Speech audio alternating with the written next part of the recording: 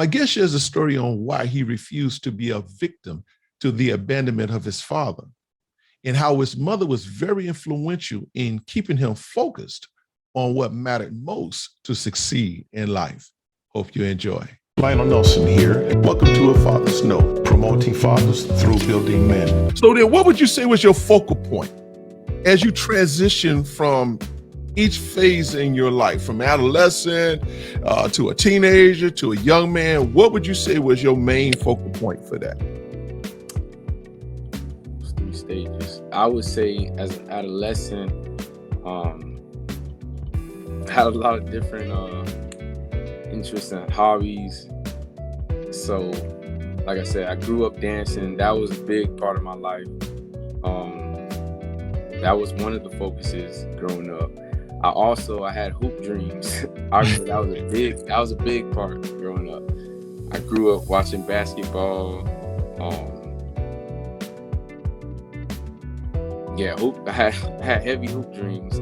Right. I just knew I wanted to go to the NBA. Yeah. I had books about basketball. I was watching movies like Mike and that. So I think dancing and basketball, that was a pretty big part of my adolescent years. Okay. As far as being a teenager, I started transitioning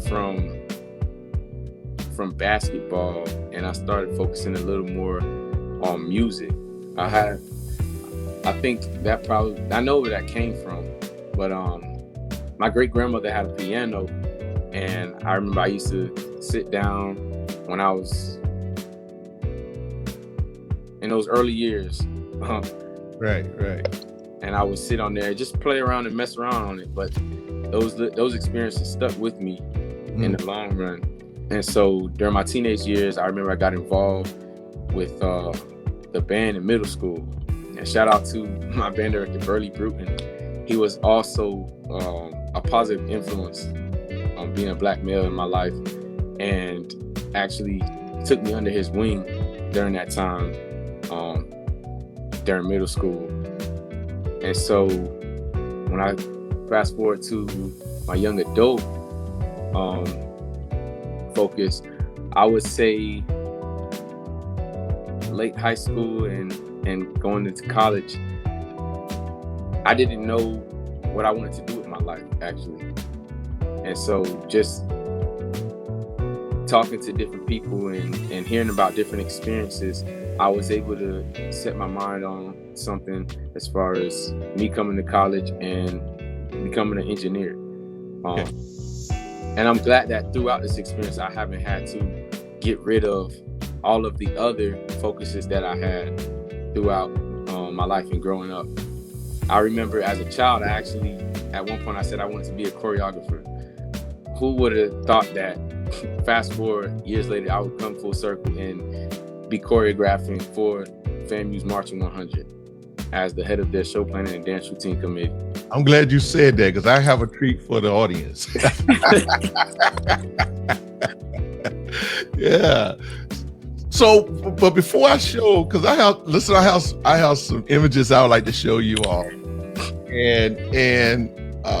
but basically going back to the focus, you made sure though, and I guess with the assistance of your mother, that you stayed active in positive things.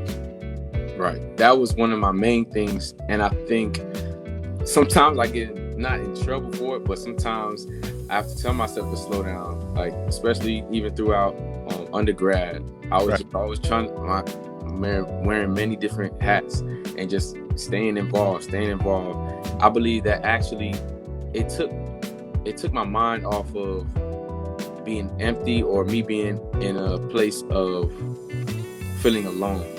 Okay. Also, because at times when I felt like I didn't have anything really going on, I feel like sometimes that's when negative thoughts can try to come in and implant different false narratives in your mind.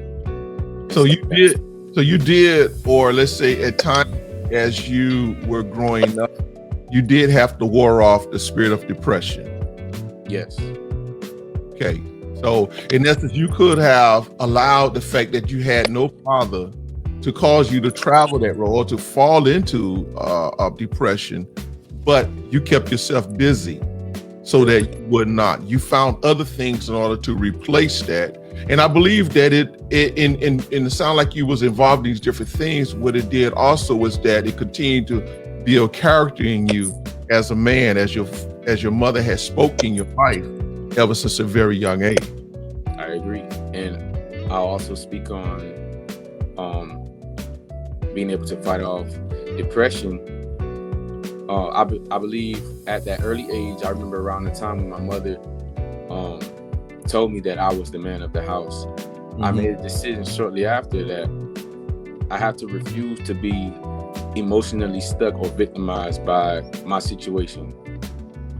And that, like I said, that carried me a long way just from that early age. But wait a minute now.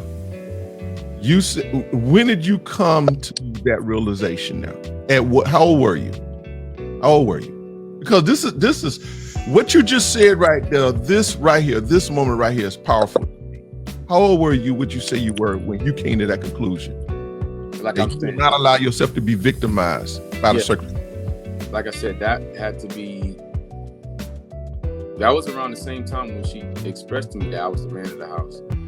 Wow. And so in me finding out what being a man of the house meant, I had to proclaim that. I had to say that. I refused to be emotionally stuck because there are other people going through the same thing, but somebody has to make it out to be able to tell the testimony. Somebody has to be able to help somebody else reach back. Wow.